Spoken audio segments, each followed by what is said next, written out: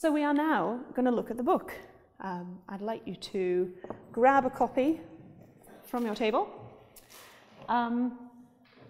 First of all, I would like you to turn to pages 12 and 13, which are right at the front and look like this. This page shows you all the characters who appear in the book, and it gives you kind of rough family tree telling you how everyone's related to everyone else. And before we start reading, I'll give you a very, very brief introduction to what the book's about. We've got two families, the McGowans and the Blacks. They both live on the same street, Meadow Walk, which is known locally as The Walk, hence the title of the book.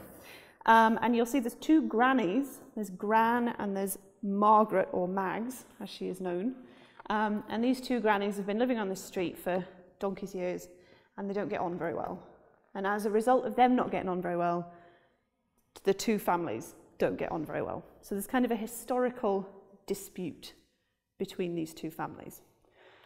But the book covers a day in the life of this street and a day in the life of these two families.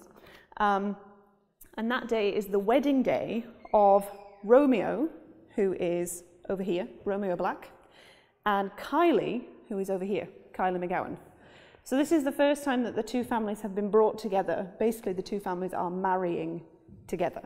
And the book follows the day leading up to the wedding ceremony. And as you can imagine, there's not everybody in the book is happy about this impending wedding. At Scottish Book Trust, we really encourage reading aloud, but we understand that you don't want to put anybody on the spot. So there is a specific tried and tested way to do this. So these findings came out of a session that I ran on behalf of Scottish Book Trust with one of our control groups in the Greater Glasgow area. This was a Prince's Trust team group, and the group had gone through a bit of the book before I arrived. You can see that from the first scene that we read, I've noted that there were 3 volunteers to read. These volunteers were actually the tutor, the support worker, and myself.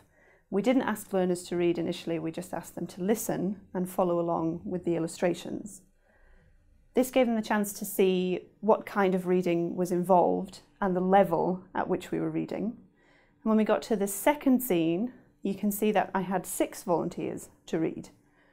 3 of those volunteers were still the tutor, the support worker, and myself, but 3 of the more confident learners had volunteered to get involved. There were caveats to this. You can see that there were learners saying, I will read if I can be a certain character.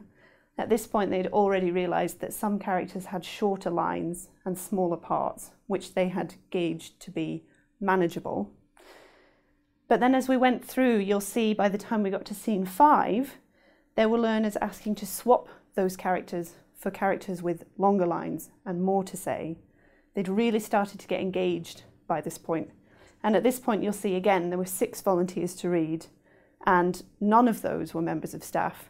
I was able to take a seat, as were the tutor and the support worker, and learners took over doing all the reading work. By the final scene, which only had 2 characters, we still had 6 volunteers to read, and there were 3 learners who were disappointed not to be able to do it. We had people genuinely saying, I'm really sad I don't have a part. And it really is just about introducing it slowly. And what we really recommend is, if you can, getting a few staff members in to read a little bit where the learners don't have any involvement and they just read along or they follow the pictures. And that way they can get a sense of what is involved before they have to commit themselves. Also, the graphic element is there so that if anyone doesn't want to read at all, really doesn't want to read, or, can't get to grips with the text, the story is there in the pictures so they can follow along, and hopefully they will still hear what's going on, and that is useful as well, which I'll come to in a minute. And another thing to say is you've got this non-speaking character, Wheezy. So if you do get to the stage of acting this out and you've got somebody who really can't say a part, they can still be Wheezy because she is a non-speaking character. So we've tried to do as much as we can to make the book accessible to everybody. You'll notice that, I've already mentioned a couple of times that there are characters with different lengths of lines. I mean, Rab and Robbie appear throughout, and they're quite complex characters, and they've got quite a lot to say. But then you've got people like Johnny, who's Robbie's dad. In every scene that he's in, I think he never says more than one sentence at a time. He's very, very, very short little lines that his character's got. And that's been very deliberate to make sure that regardless of your reading level, you can take some kind of part.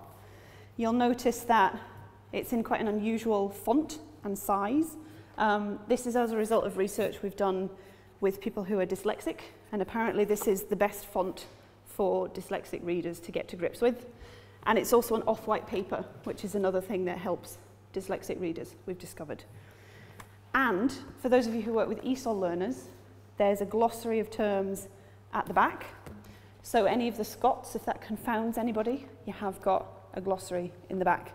So we've gone to great lengths to hopefully make this an accessible book that just about anyone can get involved in some way. Reading Aloud has tons and tons of benefits. Discovering new words is obviously one of them. And not just, when you read aloud, you don't just see the word and see the shape of it and what it looks like, you hear it. So it's not just if you see it on a signpost later, you think, I know that word. It's if you hear someone say it in conversation. So it builds that knowledge of new words on two levels. Obviously, this book is a whole group experience, so everyone gets to take a part, even if they're just reading along with the pictures. They're involved in the experience, it builds confidence, it kind of gets people bonding. That listening, even if someone's just looking at the pictures, as I know some of you were kind of following the illustrations as we went through, they're still hearing the words being said, and for all that that might seem like it might just pass them by, it doesn't. Like words do, new words do hook themselves in there that they can then recognize and use later, so it builds vocabulary. And as I've shown you with the videos and things, people get really engaged with it. They really enjoy getting into character, doing these voices, and it just is really quite fun. In spite of the fact that it's an emotive subject, it can be a really, really fun book to work with. Good afternoon. Can I begin by saying how wonderful it is to see you all here? Where's my grandson? Where's Romeo? Done a runner, no doubt, gutless toe ragging. If you could give me a moment to explain. Well, I don't see your Kylie either. I have a letter here. No wonder, she'll be mortified. Good. We all know Romeo can do better.